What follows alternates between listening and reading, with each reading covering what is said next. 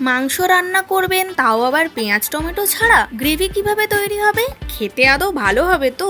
দেখতে তো ভালোই লাগছে, কিন্তু যদি টেস্ট না হয়? বুঝতে পারছি এই প্রশ্নগুলো আপনাদের মনে ভিড় করছে, তাই তো? কিন্তু সত্যি বলছি, পেঁয়াজ টমেটো ছাড়াও যে মাংস এত সুস্বাদু খেতে হয়, এই রেসিপিটি না দেখলে কিন্তু আপনারা বুঝতেই পারবেন না। কম সময়ের মধ্যে ঘরোয়া উপকরণ দিয়ে মুরগির এই রেসিপিটি একবার তৈরি করে দেখুন। তাহলে আর দেরি না করে আজকে রেসিপিটি শুরু করা যাক। নমস্কার, আমি মিলি, আর আপনারা দেখছেন মিলিস লিটল কিচেন। আমাদের আজকের recipe capsicum chicken. Capsicum chicken বানানোর জন্য এখানে প্রথমেই দেখুন 10 থেকে 12 কোয়া রসুন রয়েছে এবং 4 থেকে 5 স্লাইস আদা, আর সঙ্গে রয়েছে 3 থেকে 4টে কাঁচা লঙ্কা। এরপর রয়েছে এখানে ধনেপাতা। এবার আদা, রসুন, কাঁচা লঙ্কা এবং ধনেপাতা একসাথে পেস্ট করে নেবেন। এরপর মাংসটা ম্যারিনেট করে নিতে হবে। তার জন্য অন্য একটি বড় পাত্রে দিয়ে দেবেন 2 চামচ মতো সাদা তেল, 1 চামচ মতো হলুদ গুঁড়ো, শুকনো লঙ্কা গুঁড়ো, জিরে গুঁড়ো, ধনে গুঁড়ো এবং দিয়ে দেবেন গোলমরিচ গুঁড়ো, আর সঙ্গে দিয়ে দেবেন চিলি ফ্লেক্স। চিলি ফ্লেক্স যদি না থাকে তাহলে কোনো অসুবিধা নেই, আপনারা নাই ব্যবহার করতে পারেন। এবার মশলাগুলো তেলের সাথে ভালোভাবে মিশিয়ে নেবেন। মশলা মেশানো হয়ে গেলে এখানে মোটামুটি আমি 400 গ্রাম মতন মুরগির মাংস নিয়েছি।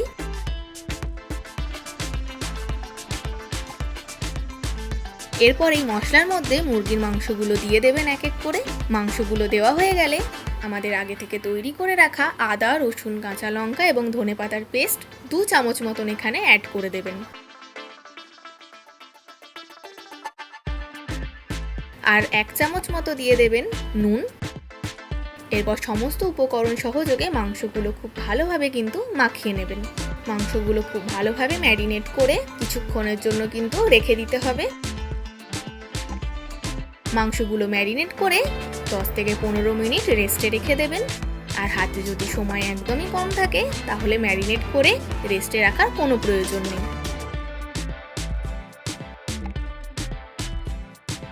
এরপর আরও একটি মশলা আমাদের তৈরি করে নিতে হবে। তার জন্য দরকার দই। এখানে 400 গ্রাম মাংসের জন্য মোটামুটি 3 চামচ ভরে ভরে টক দই নিয়ে নিচ্ছি। এরপর এই দইয়ের মধ্যেই দিয়ে দেবেন হলুদ গুঁড়ো, সামান্য একটু শুকনো লঙ্কা গুঁড়ো, আর দিয়ে দেবেন গোলমরিচ গুঁড়ো, আর সঙ্গে দিয়ে দেবেন ধনেপাতা কুচি। এরপর সমস্ত উপকরণগুলো দইয়ের সাথে খুব ভালোভাবে মিশিয়ে নেবেন।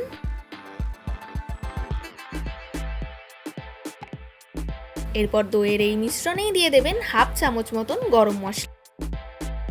এবার সমস্ত উপকরণ খুব ভালোভাবে মিশিয়ে রেখে দেবেন।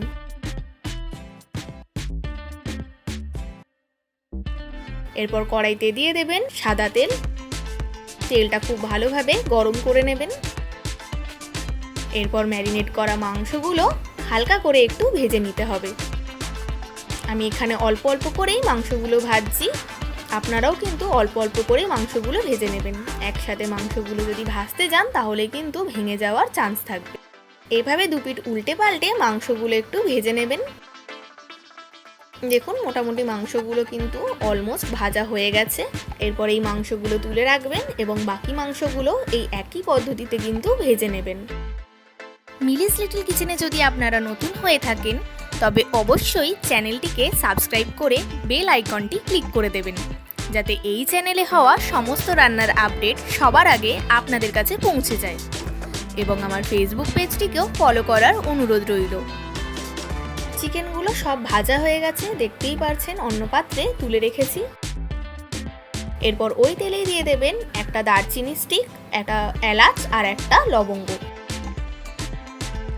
এরপর একটু ফ্লেভার বেরিয়ে এলেই দিয়ে দেবেন আদা, রসুন, কাঁচা লঙ্কা এবং ধনেপাতার পেস্ট।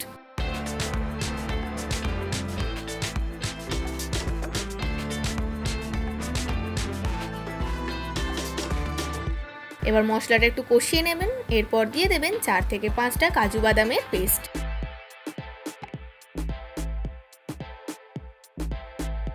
এরপর দিয়ে দেবেন তৈরি করে রাখা দইয়ের মিশ্রণটা। এরপর খুব ভালোভাবে কিন্তু সমস্ত উপকরণগুলো কষিয়ে নেবেন। এই দইয়ের জন্যই কিন্তু আমাদের গ্রেভির ঘনত্বটা বেশ ভালোই হবে।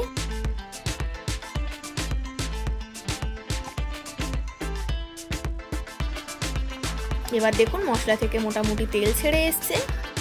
এখানে আপনারা একটু জল দিতে পারেন। আমি মশলার বাটি ধোয়া জলটা একটু অ্যাড করে দিয়েছি।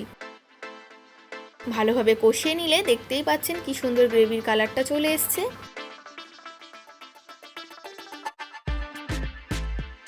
এরপর ভেজে রাখা মাংসগুলো এক এক করে দিয়ে দেবেন। মাংসটা যেহেতু মোটামুটি 50% মতন আমাদের ভাজাই আছে, তাই জন্য কিন্তু খুব বেশি সময় লাগবে না। আর মাংস দিয়ে সমস্ত মশলার সাথে কিছুক্ষণ একটু কষিয়ে নেবেন।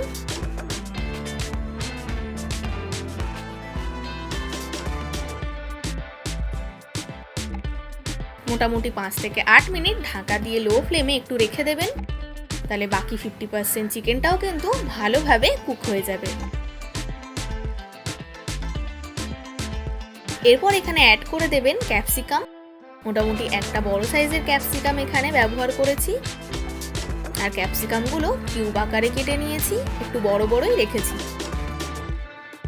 এরপর ক্যাপসিকামের সাথে ভালোভাবে মশলাগুলো মিশিয়ে নেবেন। রেসিপিটি ভালো লাগলে চ্যানেলটিকে সাবস্ক্রাইব করে লাইক এবং কমেন্ট করতে কিন্তু ভুলবেন না।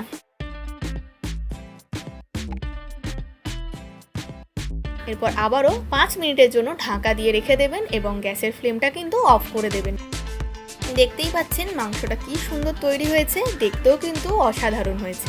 এবার গরম গরম এই ক্যাপসিকাম চিকেন সার্ভ করে দিন। চিকেনের এই প্রিপারেশনটা কিন্তু রুটি, পরোটা, নান, লুচি সবার সাথেই কিন্তু দারুণভাবে যাবে।